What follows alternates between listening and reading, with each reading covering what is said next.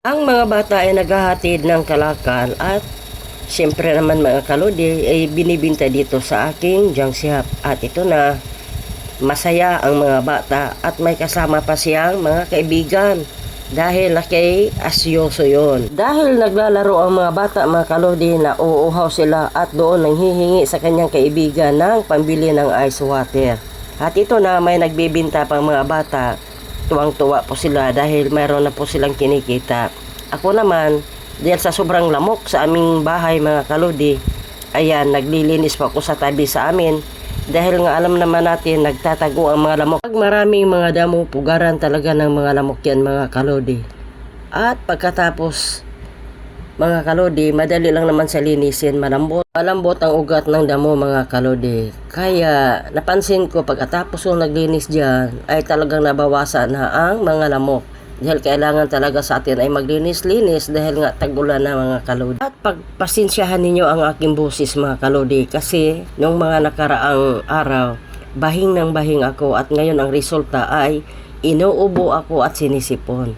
Kaya hindi maiwasan po sa panahon ngayon, umiinit, uulan, kaya kailangan po talaga sa atin ay kahit mag-ingat po tayo sa ating sarili, darating at darating talaga ang mga ganito sitwasyon. Pero ang mahalaga dito mga kalodi, uminom po tayo ng limon at maraming tubig sa bawat araw. Hindi ka naman nagkakasakit, although sinisipon ka at inuubo, kayang-kaya mong labanan ang mga ganitong klaseng sakit. Kung marami kayong kalamansi sa inyo mga kalodi, pwede ninyong gawin yan dahil sa panahon ngayon kailangan tayo ay mayroong proteksyon sa ating kalusugan. At dito na po sa harap ko ng gate mga kalodi, inalis ko talaga ang mga damo.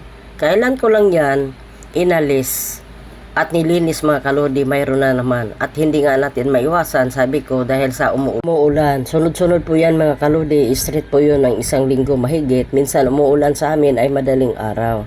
Kaya mabilis tumubo po ang mga damo. Tutuwa lang ako dyan mga kalodi dahil ang dami mga dahon ng aking mga malunggay. At dito dumating po ang mga nagbibinta ng yero.